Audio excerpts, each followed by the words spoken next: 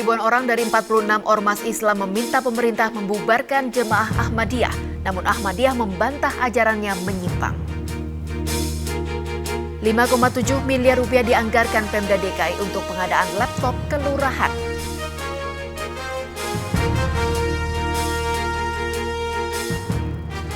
Halo pemirsa, kedua laporan tadi beserta sejumlah laporan penting lainnya akan kami hadirkan untuk Anda. Saya Chantal Della Conceta, inilah Seputar Indonesia.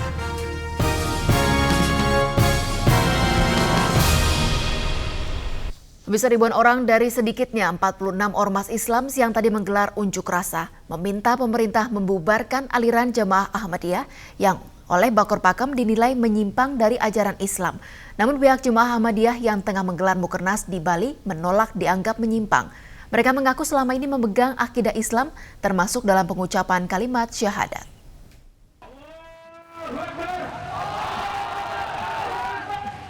Ribuan orang dari 46 ormas Islam yang tergabung dalam Forum Umat Islam dari berbagai daerah Minggu pagi berunjuk rasa di depan Istana Negara. Mereka menuntut pemerintah agar segera mengeluarkan Kepres tentang pembubaran Ahmadiyah. Mereka juga menuntut pemerintah segera menangkap para pemimpin Ahmadiyah dan menyita seluruh aset Ahmadiyah, termasuk melarang seluruh ajaran-ajaran Ahmadiyah yang oleh Badan Koordinasi Pengawas Aliran Kepercayaan Masyarakat atau Bakor Pakem direkomendasikan sebagai ajaran yang menyimpang. Ketua Harian MUI Kholir Ridwan mengatakan bahwa Jamaah Ahmadiyah tidak diperkenankan untuk melakukan ibadah haji. Saya sudah konfirmasi langsung kepada atas agama Islam Kedutaan Besar Saudi Arabia di Jakarta. Apakah betul Kerajaan Saudi Arabia mempunyai undang-undang dan hukum yang melarang orang Ahmadiyah masuk Mekah Madinah? Mereka jawab betul, ada fatwanya dan ada peraturannya. Apabila ketahuan seorang Ahmadiyah masuk Jeddah untuk menuju Mekah, mereka akan ditangkap, akan dideportasi, dipulangkan. Forum Umat Islam juga menegaskan bahwa mereka tetap membuka diri bagi para jamaah Ahmadiyah yang ingin bertobat dan kembali kepada ajaran Islam yang benar. Sementara itu, Mukernas Jemaah Ahmadiyah di Denpasar, Bali menyatakan akan menempuh jalur hukum nasional dan internasional untuk mempertahankan hak asasi mereka dalam beribadah dan beragama di seluruh wilayah Indonesia. Mereka juga menyatakan tidak akan tunduk pada organisasi masyarakat manapun yang menyatakan Ahmadiyah sebagai organisasi sesat dan menyimpang dari ajaran Islam. Kami tidak tunduk kepada golongan manapun yang menyatakan kami terkeluar dari Islam. Apalagi dituduh kami ingin menodai Islam dan Nabi Muhammad SAW yang kami cintai melebihi dari jiwa raga dan harta kami. Kami meminta kepada Bakor Pakem untuk mempertimbangkan kembali rekomendasinya tentang ingin melarang organisasi Ahmadiyah. Juru bicara Jemaah Ahmadiyah Syamsir Ali menjelaskan keputusan ini merupakan hasil kesepakatan para pemimpin Ahmadiyah di seluruh Indonesia. Sementara itu, dalam salah satu butir pernyataan sikap di markas Ahmadiyah di Masjid Al-Hidayah di kawasan Petojo, Jakarta Pusat, Minggu siang tadi, Ahmadiyah menegaskan bahwa syahadat yang diucapkan pengikut Ahmadiyah adalah sama dengan umat muslim lainnya, yakni asyhadu alla ilaha illallah wa asyhadu anna Muhammadar Rasulullah. Selain itu juga ditegaskan Jamaah Ahmadiyah menjalankan akikoh dan syariat Islam sesuai dengan yang diajarkan Nabi Muhammad SAW. Syafruddin Siregar, Akbari Majid, dan Agung Pribadi melaporkan. Konflik dalam tubuh Partai Kebangkitan Bangsa PKB hingga kini terus berlanjut. Puluhan massa PKB pro Gus Dur Minggu siang menggelar aksi menolak kedatangan Muhaimin Iskandar ke Surabaya di jalan masuk Bandara Juanda, Surabaya. Genderang konflik di dalam tubuh PKB hingga kini masih terus berlanjut. Dua kelompok massa, baik dari massa pro Gus Dur maupun pro Muhaimin, hingga kini masih terus melakukan aksi terkait pencopotan jabatan Ketua Umum DPP PKB Muhaimin Iskandar oleh Gus Dur beberapa waktu lalu. Minggu siang, massa PKB pro Gus Dur menggelar aksi penolakan kedatangan Muhaimin ke Surabaya dengan membentangkan sebuah spanduk di tepi jalan masuk Bandara Juanda, Surabaya berisi penolakan terhadap Muhaimin. Kami dari Surabaya untuk menjagal Muhaimin Iskandar dari Surabaya dan jangan sampai ke Surabaya. Kenapa, Mas? Nggak boleh, Mas. Dia telah dipecat dari DPP PKB, dipecat oleh Gus Dur. Jadi jangan lama-lama di PKB. Hidup Gus Dur! Hidup! Di ruang VIP Bandara Juanda, Surabaya, Muhaimin mengaku tidak gentar menghadapi penolakan ini. Yang menghadang itu pasti bukan PKB, karena kalau PKB pasti yang dihadang Sigit, bukan saya. Muhaimin ke Surabaya untuk mendeklarasikan kantor DPC PKB Surabaya Pro Muhaimin. Muhaimin tetap bersikeras pemecatan terhadap dirinya tidak sah karena tidak sesuai ADART partai. Muhaimin juga menegaskan DPC PKB Surabaya yang sah adalah DPC PKB di bawah kepemimpinan Musyafar Rauf, karena surat pembekuan DPC PKB tersebut telah dicabut oleh Muhaimin selaku Ketua Tanfid DPP PKB. Sementara di waktu yang sama, di Jalan Gubeng Kertajaya 7 Surabaya, PKB Pro Gusdur juga meresmikan kantor cabang PKB Surabaya. Sekretaris Karakter PKB Jawa Timur, Niko Ainul Yakin, juga mengklaim DPC PKB Surabaya yang sah adalah yang diketuai Muhyiddin Arubusman, karena langsung para pengurusnya dilantik DPW PKB yang direstui Gus Dur selaku Ketua Dewan Syuro PKB. Dari Surabaya, Tim Liputan RCTI melaporkan. Masih dari Surabaya, polisi Surabaya menangkap 2 orang pelaku pembuat rokok tanpa dilengkapi dengan cukai. Rokok tanpa cukai ini diproduksi mirip bungkus rokok terkenal, hanya mereknya yang diplesetkan. Inilah rokok produksi Suhartono, warga Gempol Sari, Sidoarjo. Sepintas rokok-rokok ini mirip dengan rokok-rokok merek terkenal di negeri ini. Namun jangan terkecoh. Bila Anda perhatikan secara seksama, merek rokok ini sudah diplesetkan atau dibuat mirip. Praktek Suhartono terbongkar ketika salah seorang anak buahnya, Sulkan, ditangkap polisi saat mengantar pesanan rokok di kawasan lokalisasi Doli, Surabaya. Dari pemeriksaan terhadap Sulkan diketahui banyak terdapat berbagai merek rokok terkenal yang disimpan Suhartono. Suhartono mengaku telah memproduksi rokoknya sejak 1 tahun yang lalu dan mulai memasarkannya sejak 2 bulan terakhir. Ia mengaku nekat memasarkan rokok produksinya karena tidak punya uang untuk mengurus izin pembuatan rokok. Namanya kok mirip dengan rokok itu, kenapa? Lagu mirip kan, ini kan berarti merek terkenal kan, jual selop dan jual rokok. Suhartono mengaku membuat rokok tersebut dilakukan bersama istri. Dalam satu paknya rokok buatannya dijual murah, cukup Rp1.000 saja. Suhartono dan Ahmad Sulkan dijerat Undang-Undang tentang Cukai dan Perlindungan Konsumen dengan ancaman maksimal 5 tahun penjara. Rahmat Ilyasan melaporkan dari Surabaya. Siswa-siswi tingkat SLTA hari Selasa mendatang akan mengikuti ujian akhir nasional. Bertambahnya mata pelajaran yang diujikan serta dinaikannya nilai rata-rata kelulusan membuat sebagian siswa khawatir. Di Ponorogo, Jawa Timur, ratusan siswa pun menggelar doa bersama agar lulus ujian akhir nasional. Doa bersama ini digelar siswa kelas 3 SLTA di Masjid Kampus Universitas Muhammadiyah Ponorogo Minggu siang.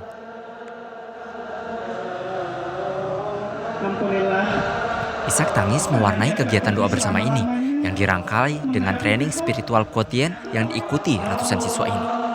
Mereka berharap bisa lulus ujian akhir nasional yang digelar mulai hari Selasa nanti. Harus lulus ujian adalah beban yang sangat berat bagi mereka. Mereka pasrah kepada Tuhan agar bisa lulus sesuai dengan harapan orang tua. Novita salah satunya. Siswa kelas 3 SMA Negeri 2 Ponorogo ini mengaku pasrah dan berharap dengan doa yang dilakukan ia bisa lulus. Apalagi ia sudah mengikuti bimbingan belajar dan les, serta 2 kali ujian tryout. Novita mengaku sangat berat menghadapi ujian akhir ini. Setelah semua dilakukan, kini ia hanya bisa pasrah dan terus belajar serta berdoa. Ya kalau nggak lulus ntar, kalau nggak lulus, pokok hatinya tuh rasanya mengecewakan orang tua kita. Tapi kan sudah berusaha. Udah berusaha, udah berdoa, Doa bersama ini digelar dalam rangka menjaga kondisi kejiwaan siswa agar siap secara mental dalam menghadapi ujian nanti. Pasalnya sebelumnya para siswa mengaku sangat tertekan dengan syarat kelulusan nilai minimal 5,25. Setelah kegiatan ini mereka nampak lebih tenang dan siap menghadapi ujian. Ahmad Subekhi, Ponorogo, Jawa Timur. Pedagang menunggu kepastian wacana penggusuran pasar Surabaya. Setelah jeda berikut, kami akan kembali.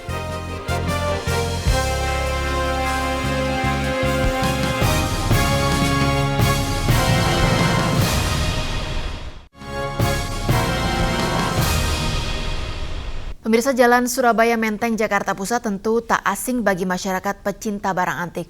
Namun pasar Surabaya rencananya akan digusur dan direlokasi.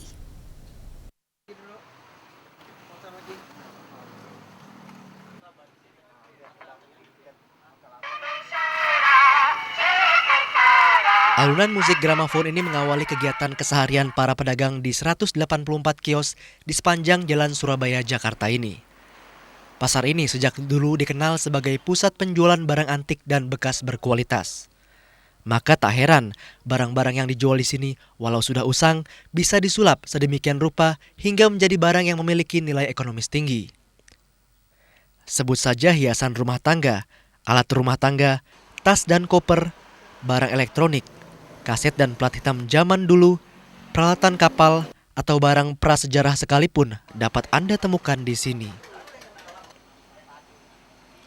Namun wajah pasar Surabaya yang sudah tersohor hingga ke mancanegara ini mungkin dalam beberapa tahun mendatang tidak bisa ditemui lagi. Pemprov DKI Jakarta dalam wacananya berencana menggusur dan merelokasinya ke kawasan Kota Lama. Pasar ini akan dikembalikan kepada fungsinya semula sebagai lahan terbuka hijau. Walau baru sebatas wacana, pelanggan setianya diantaranya para wisatawan asing tentunya sudah banyak yang angkat bicara.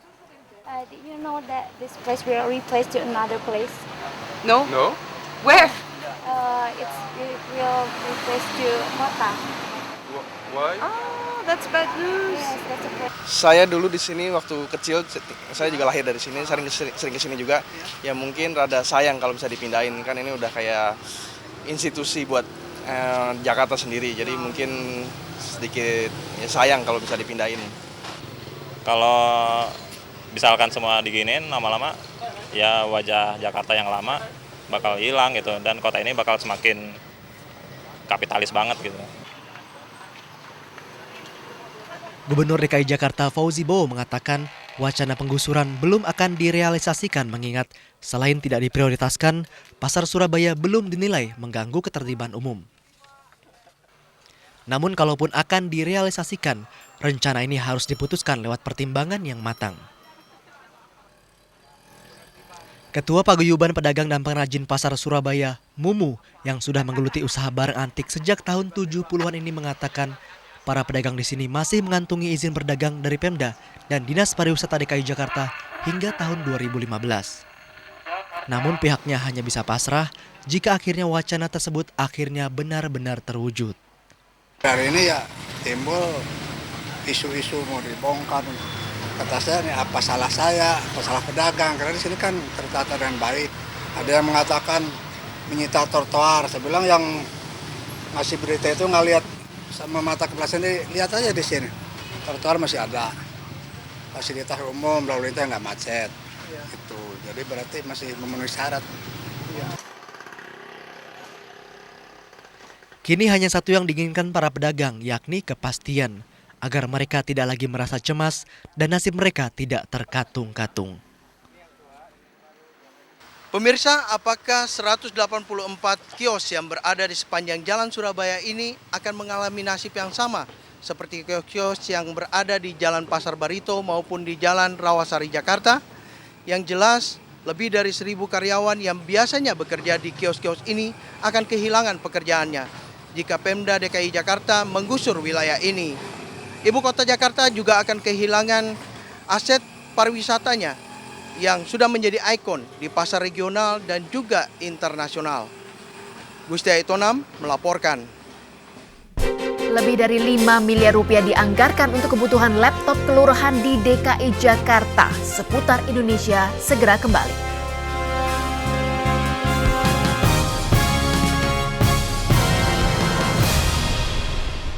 Terus beradaptasi termasuk aparat kelurahan di ibu kota yang mulai dibekali laptop.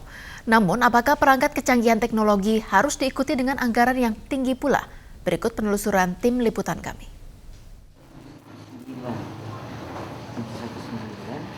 Dalam RAPBD Pemprov DKI Jakarta tahun 2008 dialokasikan 5,73 miliar rupiah untuk pengadaan 313 laptop bagi 89 unit kerja. Pertama, jangan sampai barang ini jadi barang mubazir. Kedua, harus digunakan untuk kepentingan organisasi. Dan ketiga tentu harus diberikan training kepada para pengguna. Ya. Selama itu berjalan, soal mau beli barang kayak apa, saya persilahkan, itu ada standarnya, ada ketentuan peraturan yang harus kita penuhi. Proses Untuk APBD tahun 2007 dicairkan anggaran sekitar 892 juta rupiah untuk 23 kelurahan di DKI Jakarta. Mesin tik yang bekerja secara manual ini mungkin akan tersisih karena Pemprov DKI Jakarta akan menggantinya menjadi sebuah komputer ataupun laptop untuk di tingkat kelurahan. Tapi apakah fasilitas teknologi canggih ini akan dapat meningkatkan kualitas pelayanan kepada masyarakat? Jawaban ini tentu ada di tangan Anda sebagai warga Jakarta. Ada 3 kelurahan yang selama 2 tahun berturut-turut mengajukan pengadaan komputer dan laptop, yakni Kelurahan Rawabunga, Jakarta Timur, Kelurahan Wijaya Kusuma, Jakarta Barat, dan Kelurahan Cilincing, Jakarta Utara. Dari ketiga kelurahan, rata-rata merek yang dipilih adalah Acer, Toshiba, dan IBM. Tambahan lain printer merek HP, Canon, serta UPS merek Liebert dan ProLink. Menurut para pejabat kelurahan, pengadaan barang dan jasa bernilai di bawah 50 juta rupiah dilakukan sistem penunjukan langsung. Namun Ketua Komisi A DPRD DKI Jakarta Ahmad Suwadi berpendapat lain. Menurutnya harga ditentukan berdasarkan tender dengan kualitas dan harga terbaik. Nanti harga lelang itu berapa gitu. Yang menentukan harganya panitia lelang yang ditunjuk oleh wali kota. Yang ditunjuk oleh wali kota untuk mengajukan beberapa perusahaan yang ikut lelang. Nanti lelang yang paling murah dengan kualitas yang terbaik itu yang diambil. Jadi itu rencana putusan final kapan, Pak? Ya nanti kira-kira mungkin bulan September atau Oktober. Dari pantauan harga di Harko Mangga 2 Glodok, Jakarta Barat, untuk satu komputer standar perkantoran merek Acer lengkap berkisar antara Rp4.750.000 hingga Rp7 juta. Sementara satu unit personal komputer merek Acer kelas arsitek ataupun desain berprogram Microsoft Vista Home Premium dipatok Rp10 juta. Untuk harga laptop kelas perkantoran, harga berkisar 6 juta hingga 16 juta rupiah. Harga laptop kelas arsitek, desain, dan entertainer mencapai 25 juta rupiah. Misalnya satu unit komputer dan satu unit laptop standar perkantoran dengan harga termahal 7 juta rupiah ditambah 16 juta rupiah adalah 23 juta rupiah. Jika dibutuhkan penambahan lain seperti printer dan UPS termahal dengan harga Rp2.500.000 dan Rp500.000, total keduanya 3 juta rupiah. Divisi Kajian Seknas Fitra, Roy Salam mengkritik proyek pengadaan ini tidak memiliki perencanaan matang. Itu tidak bicara soal efisiensi. Kenapa? Karena akan melihat kalau tidak ada evaluasi maka potensi pemborosan ini akan terjadi. Di mana satu kelurahan akan mendapatkan anggaran setiap tahun akan dianggarkan untuk laptop. Sementara kebutuhan lain di kelurahan saya kira juga masih banyak hal yang mendesak terkait dengan soal program-program yang itu menyentuh langsung kebutuhan di masyarakat kelurahan. Roy berharap Pemprov DKI Jakarta mengevaluasinya untuk menghindari tumpang tindih pengadaan barang dan jasa. Tidak menutup kemungkinan alokasi dana dapat dialihkan ke program lain yang mungkin lebih berguna bagi masyarakat. Windy Indriani melaporkan. Peduli terhadap lingkungan bisa dituangkan lewat karya seni. Sesaat lagi kami akan kembali.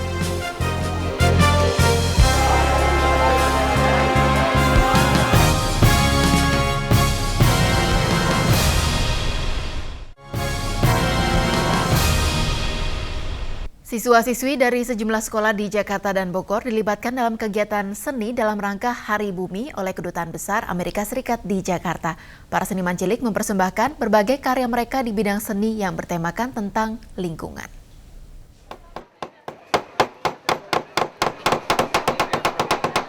Tahukah Anda bahwa cenderamata ini terbuat dari bahan-bahan yang terdapat di sekitar lingkungan kita? Cenderamata merupakan satu dari sekian karya anak-anak dan remaja dari sejumlah sekolah di Jakarta dan Bogor. Selain membuat cenderamata, anak-anak juga diajak mewarnai lukisan yang bertemakan keanekaragaman alam dan lingkungan hidup Indonesia. Kegiatan yang dilaksanakan di Kedubes Amerika Serikat dalam rangka Hari Bumi yang jatuh tanggal 22 April mendatang. Pekan lalu, puluhan murid sekolah dasar di negeri Papandayan, Bogor juga mengikuti kegiatan lomba lukis dalam rangka Hari Bumi. Kegiatan ini didukung sepenuhnya oleh Lembaga Bantuan Amerika di Indonesia atau USAID. Dalam lukisannya, anak-anak banyak menggambarkan tentang lingkungan dan habitat yang ada di dalamnya. Pemandangan hutan.